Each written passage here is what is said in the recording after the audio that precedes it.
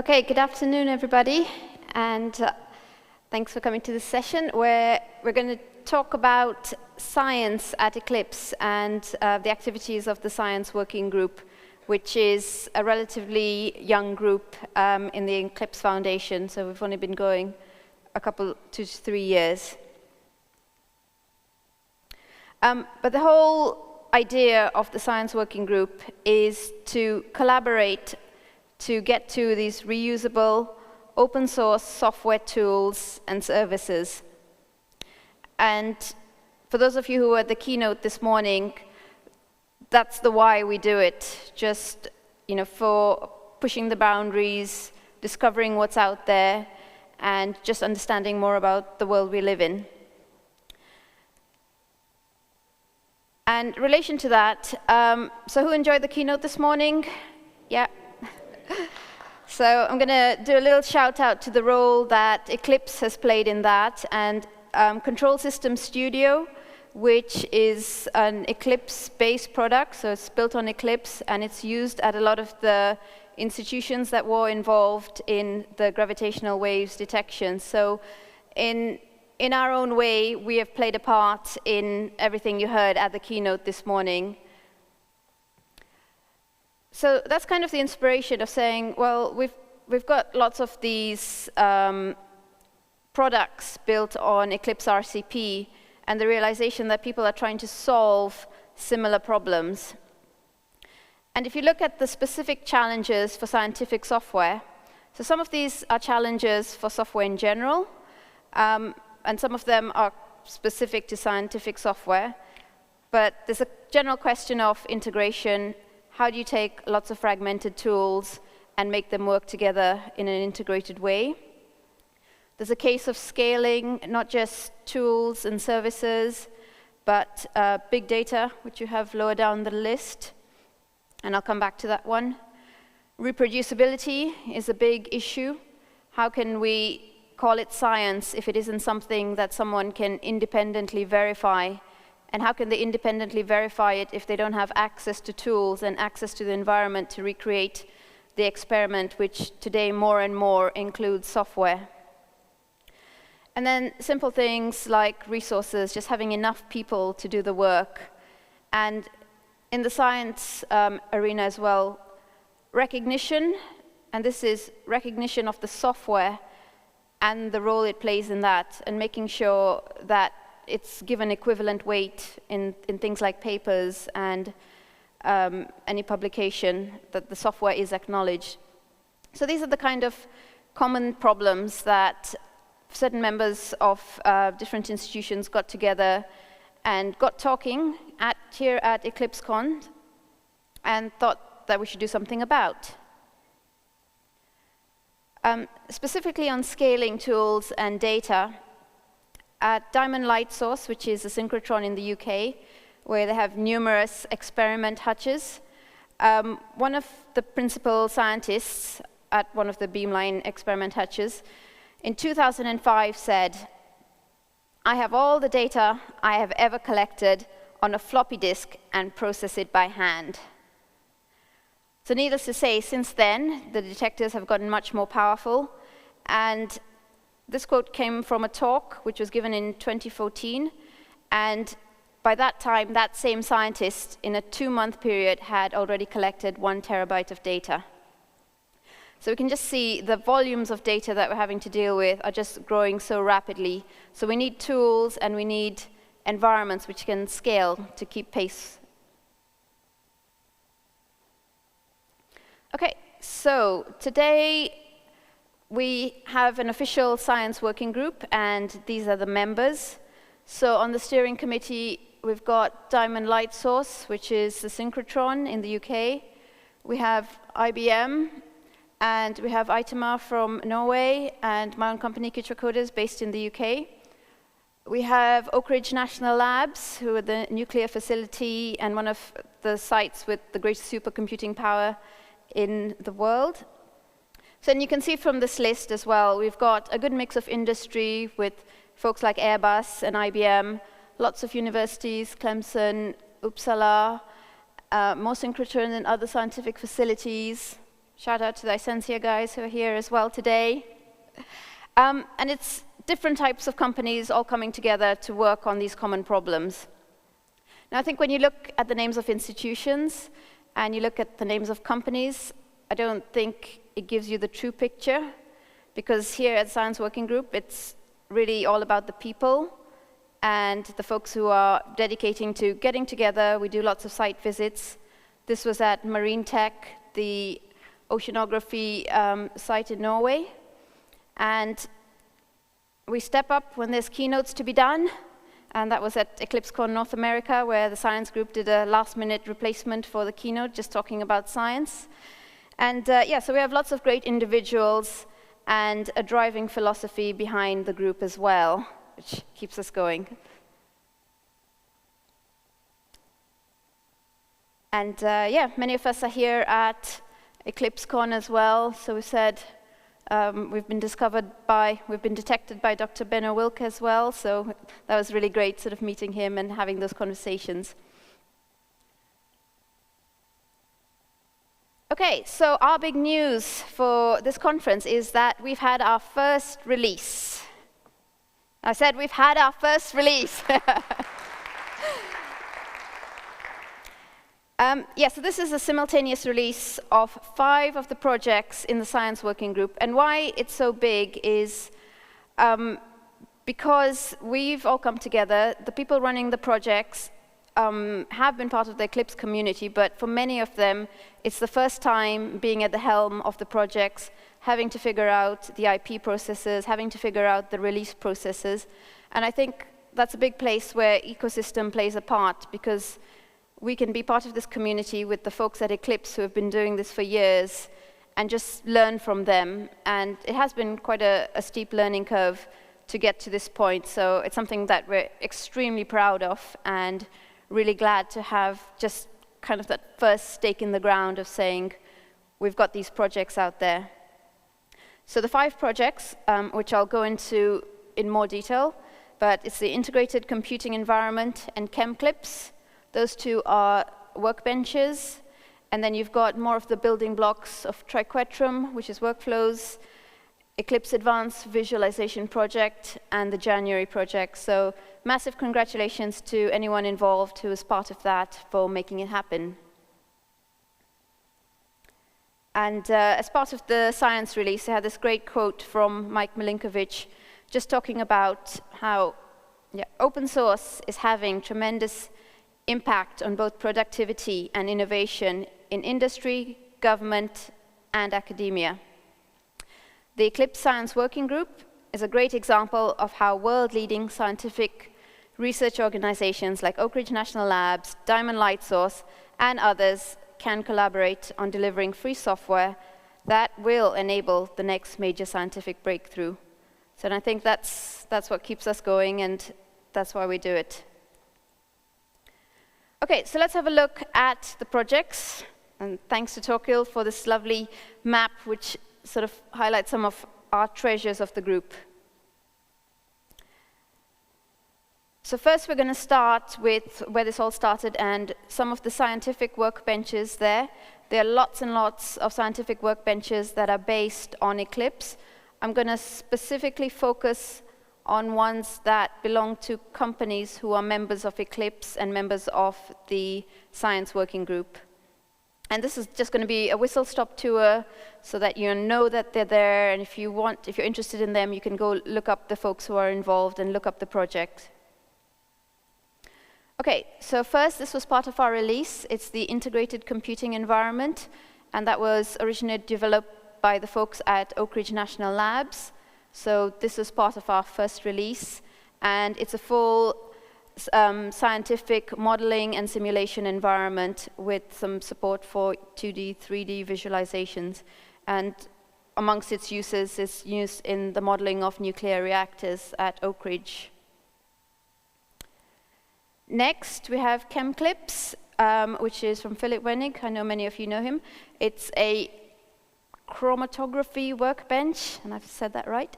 Yeah, so again, lots of great functionality for getting at the essence of different materials. So I think this example shows samples of wood and just trying to work out what the provenance of that wood is for applications like preventing deforestation. So Chem Clips was the other big workbench that was part of our simultaneous release. Okay, then there's the data analysis workbench, which is from Diamond Light Source in the UK. And again, that's a full workbench where scientists take their data, run it through different processes, things like, well, the types of experiments are anything from tomography to crystallography, and these are just some of the views. I think that's a 3D rendering of a lizard, skeleton of a lizard. And yeah, it's got a full set of plotting support for plotting your data in various ways, taking slices, and just being able to visualize the data in many different angles. Okay, then more kind of getting into the data science field, we've got a full-blown R IDE called Architect, and these are from the good folks at Open Analytics. So this is a complete R open source workbench based on Eclipse. And from that, we've got a set of plugins. The StatR project is a proposal that's part of the Science Working Group to bring R and great tooling for R to Eclipse.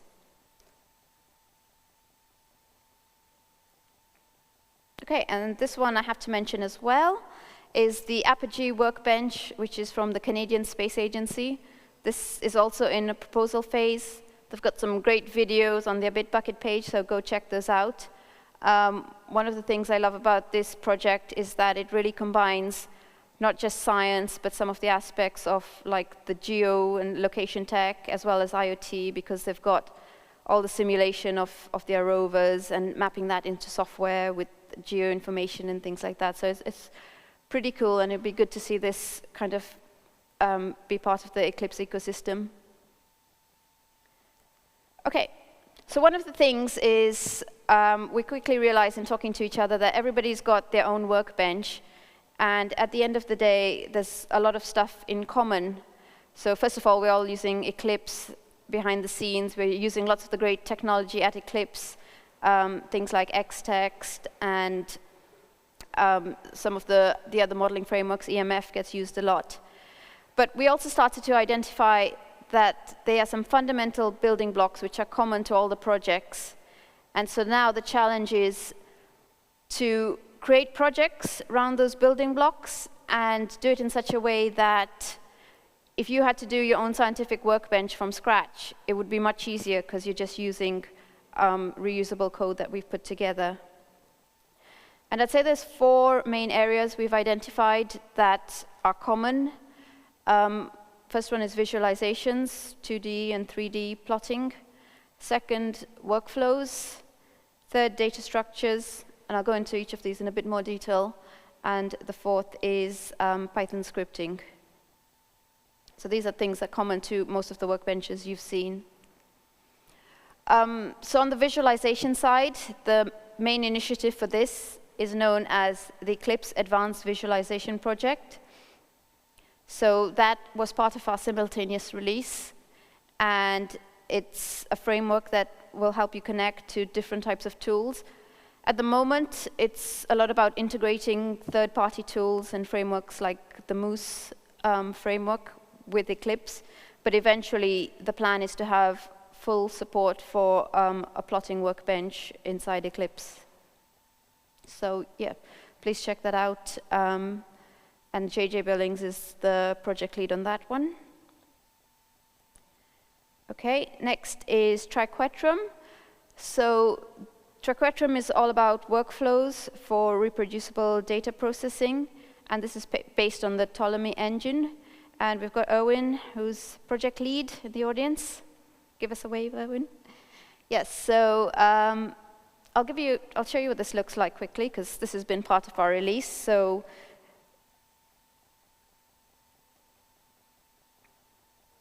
again, we've got the Ptolemy engine, which is the workflow engine inside Eclipse, and you've got access to all these different blocks for creating workflows. So you've got various sources and sinks and some interesting modules.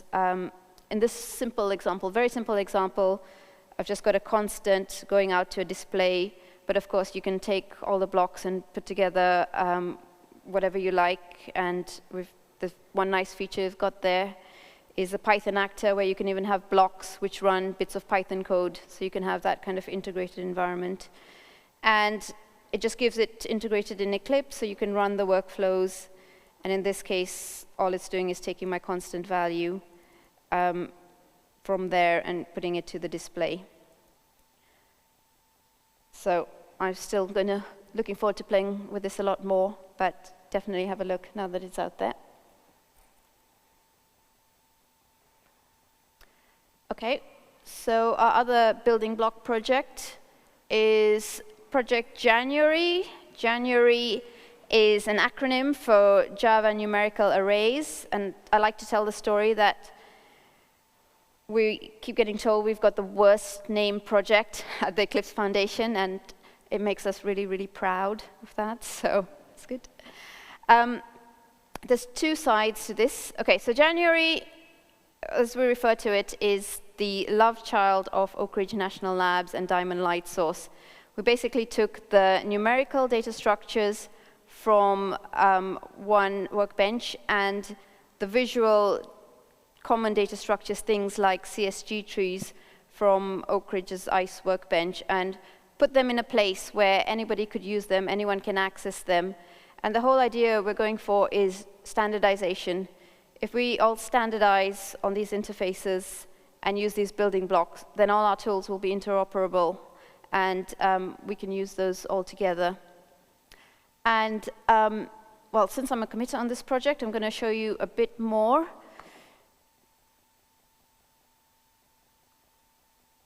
So if you want to get started with it, go to the GitHub page and follow the instructions on the Eclipse January examples and getting started. So what that will have you do is just clone the repository, and I hope you can see this reasonably well. But in the project, you'll find that there is a TPD file and a target platform, so you just need to open up the target platform and set that as the target platform, and it will pull in the dependencies. If I won't click on the target, but you can see there's very few dependencies. It's mostly some Apache Commons math stuff. And then you have a whole host of examples you can run. So if I show you, just to give you a taste of what it is. So this is the basic example. And the whole idea of this is doing a Numpy. So are anyone familiar with the Numpy library in Python? Yeah. So Numpy for Java, but basically a way to deal with ND arrays and how to manipulate them, slice them, access them. So, for example, you can see how to create them in this example. Do simple things like reshaping the data, copy them about, and if you wanted to do some maths, you have some utilities there to do maths, various, I think you can see what's there. Yeah, a whole host of operations you can carry out in that. And with this basic example, you can just run that, and that's got a main in it, so you can sort of see what's happening to your data as you go along. So just following along, you can see what it means for it to be reshaped, or if we look specifically at the slicing, you can see which parts of the data you end up with once you do the slicing. So another good example in there I'd recommend is the Numpy examples, for those who are familiar with Numpy. So there's a document referenced at the top, which is this Numpy for MATLAB users. So people normally start off using MATLAB a lot, and then they'll switch to Numpy. So this document sort of talks about the differences between MATLAB and Numpy. And now if you consider the Java file I showed you, that is the equivalent of saying, how would you translate something from Numpy to January datasets? So for every single thing, let's say taking dimensions, taking the size, we have that in code, because we like code we can run. So if you look through that, it's a set of functions. So endims is how you do dimensions in Java, and you've got the equivalent. You can see what that is if you're familiar with Numpy. So it goes through them all, how to do sizes, how to create matrices, how to concatenate, etc., etc. And again, if you want, this one runs as a JUnit test, so you can just run that, and you should be able to see the output and map each bit of output with its function, just to have a bit of a play with it. And other nice things about January is there's lots of ways of slicing data, which is really important to get your subset you're interested in. And there's some examples of lazy loading, a case where you can't load your entire data set into memory, but you might want to just take in portions at a time. So there's some examples for that as well.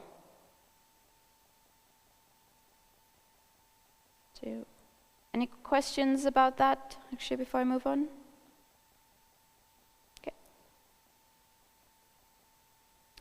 Okay, so the last building block is just the Python scripting work, and this is all about getting a tight integration of Java and Python, and in particular, we're using a technology called Py4j. Python is heavily used in science, and we know from experience Java can be used to build big frameworks.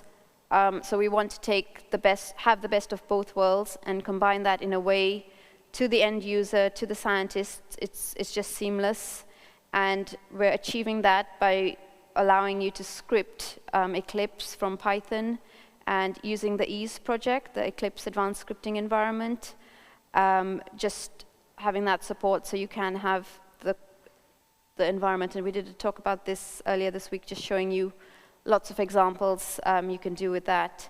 And the ultimate goal with that as well will be just being able to pass these big amounts of data around. So you can use the best tool for the job.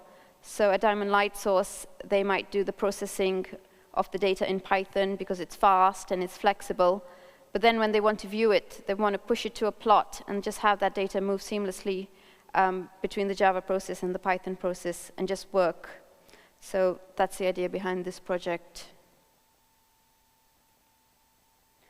Okay, so what else? So from an Eclipse point of view, science now has its own top-level Eclipse project known as the Science Project.